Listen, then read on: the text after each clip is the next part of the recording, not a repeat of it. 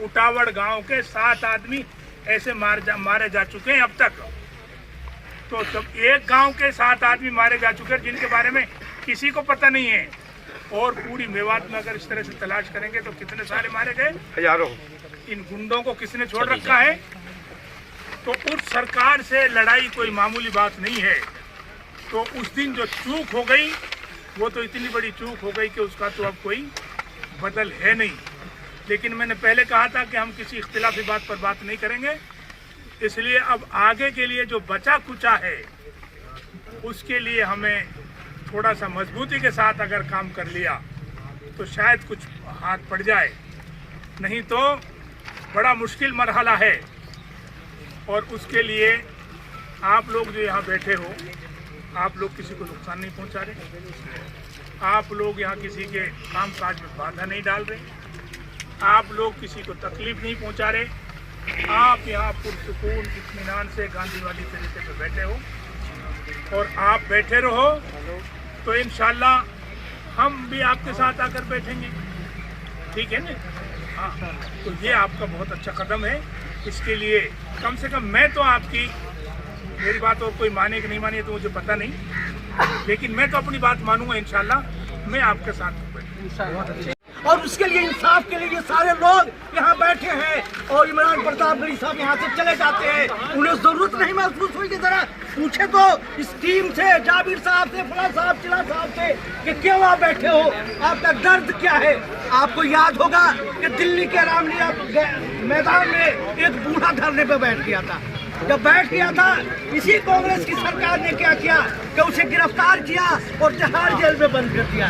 जब तिहाड़ जेल से वो बूढ़ा निकला 4 दिन के बाद, तो सरकारें बदल गई और 10 सालों में सरकारें नहीं लौटी है। अगर यही हाल यहाँ है, अगर जाबिर के साथ, इस टीम के साथ अगर जुल्म होता है और इमरान प्रतापगढ़ी जैसे लोग यहाँ से अगर वापस चले जाते हैं बिना मिले हुए, तो मैं ये समझता हूँ कि अगर इतना उनका दिल सख्त है तो आने वाले दिनों में राजस्थान की सभी जनता बिना धर्म भेदभाव के उनको बता देगी कि न्याय क्या होता है और भारत के मरने वालों और मारने वालों के लिए क्या होता है।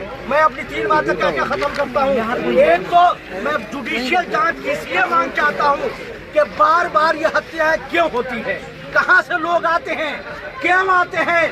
हरियाणा का पुलिस वाला बिना आदेश लिए, बिना यहाँ के लोकल पुलिस से बात करते हुए घाटपिका में आकर के कैसे गिरफ्तार करके ले जाते हैं। जुडिशियल जांच इसको साबित करेगी कि ये कैसे हुआ, कैसे संभव है कि वहाँ की पुलिस यहाँ तक आती है।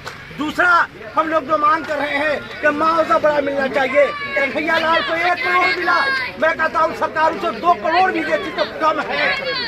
मैं उसकी तरह नहीं कहता, ये दोनों हत्याएं भी एक बड़ा हत्या है, इसलिए 1 करोड़ से कम तो मुआवजा नहीं ही मिलना चाहिए, क्योंकि पहले नजीर है, मिल चुका है। तो इसलिए मैं अपनी बात ये कहता हूँ कि ये सब जांच हो, सरकार ये करे। और अगर इस धरने पे ये लोग, ऐसे बड़े लोग अपने आप को कहने वाले नहीं आते हैं। अभी मैंने देखा है कि बहुत बड़ी भीड़ थी, हमारे हरियाणा के भी कांग्रेस के बहुत सारे नौजवान साथी, बहुत सारे तजर्बाकार साथी, उनके साथ मैं हिम्मत देता हूँ।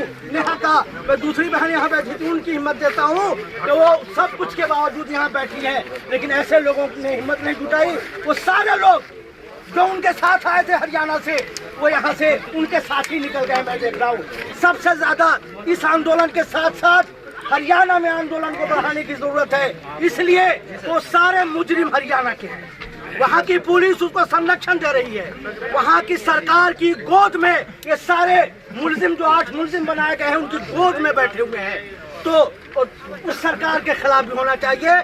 आज हमारे साथी नूह में न्याय के लिए कैंडल मार्च कर रहे हैं, और कल फिर हम लोग इस आंदोलन को नूह से फिर फिरोजपुर जिरका लाएंगे। इस आंदोलन के समर्थन में जो घाटपिका गांव में आप सब कर रहे हैं, इस आंदोलन के समर्थन में आज नूह में आंदोलन है, कल इंशाल्लाह जिरका में होगा और सभी बड़कली में होगा, और सभी जगह हम लोग इस आंदोलन को करेंगे। और इस लड़ाई में तब तक लड़ते रहेंगे जब तक हमारी ये सभी मांगे पूरी नहीं हो जाती है। जय भारत, जय संविधान।